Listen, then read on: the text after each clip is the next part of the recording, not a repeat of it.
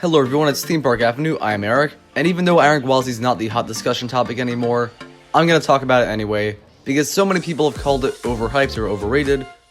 I'm going to talk about why I think it is not.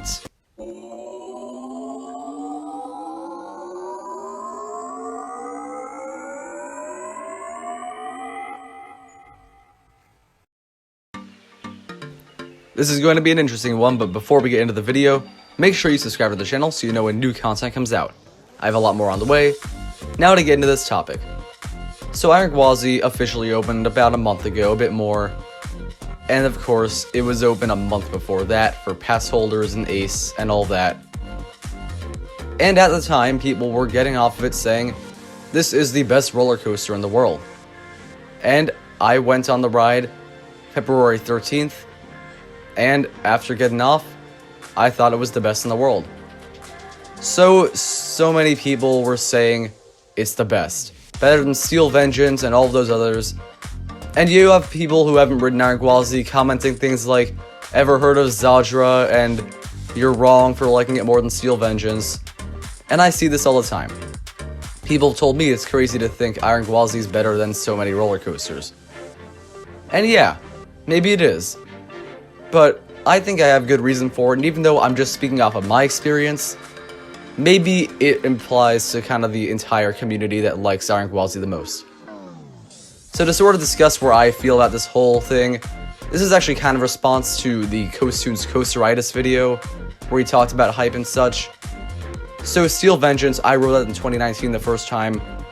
I thought it was the best coaster I'd ridden, and before Iron Gwazi, it definitely was. I liked everything about it. I love airtime. It was great. It's a fun ride, quite crazy. I think it's a good one for sure. Definitely my favorite. And then people rode Velocicoaster in 2021. June-ish is when it opened, and everyone was saying, better than Steel Vengeance. Not everyone, but quite a few people. I rode it. I got caught up in the hype, honestly, when I went to the park. But going on the ride, I think I gave a pretty fair, unbiased review. I wasn't thinking, I hope this is the best coaster in the world. I rode it, and I honestly thought it was not the best coaster in the world. It was my number 4 at that point, and thanks to Iron Gwazi, it is number 5 now, but you know what, that's not really important. So, I did not get caught up in hype on Velocicoaster, so naturally I shouldn't get caught up in hype for ranking Iron Gwazi, and I really don't think I did.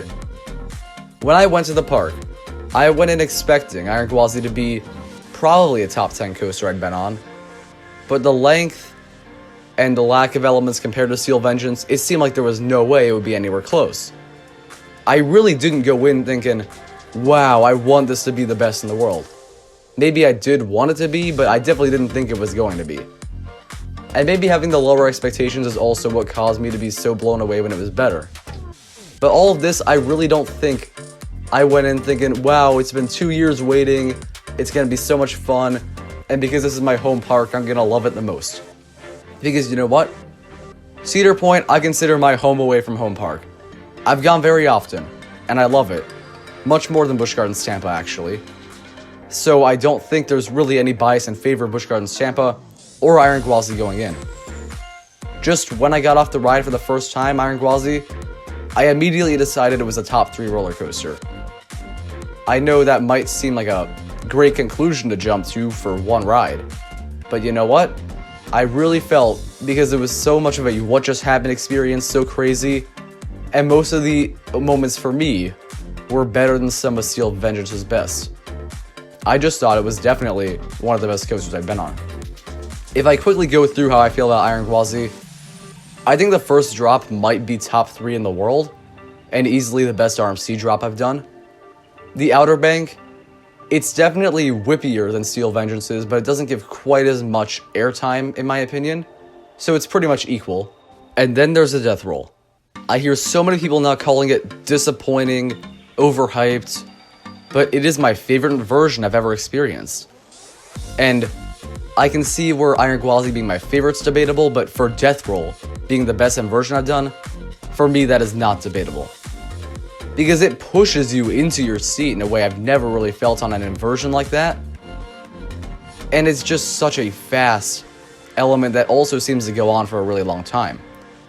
So pretty much everything about it is great. And then after that, honestly, the first ride is kind of hard to describe what happened. I got thrown from my seat multiple times, pushed in others.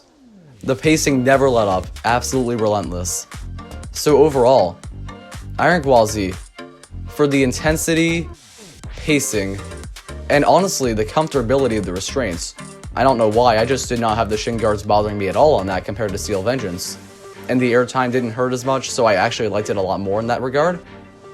But those elements, definitely for me, after more rides and thinking, made Iron Gwazi my favorite roller coaster in the world. And it's not because I went in thinking I wanted it to be the best, and it's not because I thought it was going to be terrible and was pleasantly surprised.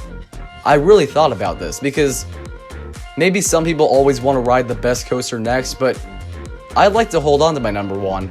I don't like to dethrone it when I don't think something doesn't deserve it. But I really think Iron Gwazi is better than Steel Vengeance.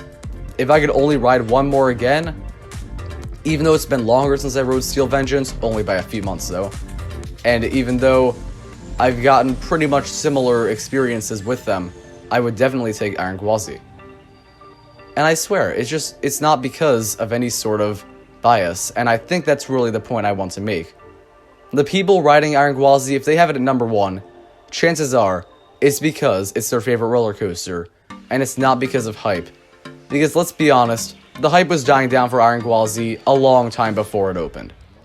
I feel like very few were really talking about it for at least half a year before the pass holder preview things. So maybe people were really excited to get on it, but I think most people who rank the ride have definitely ridden it enough and thought about it enough that they really do feel confident in where they're ranking it. And if somebody thinks Iron Gwazi in America here is better than Zadra in Poland, and someone's commenting how is it better than Zadra, chances are, actually probably a 99% chance, like me, that person has not been on Zadra. We don't rank roller coasters we haven't been on. So if I do ride Zadra, I think there's a chance that could take number one. But then again, there's a chance a lot of things could take number one, and I just don't know it yet. But as it stands now, Iron Gwazi is my number one, and it's not because of hype, and no matter how many do continue to think it is overhyped, even though I really don't think it ever was, it's not going to change the fact that a lot of people do consider it the best coaster in the world.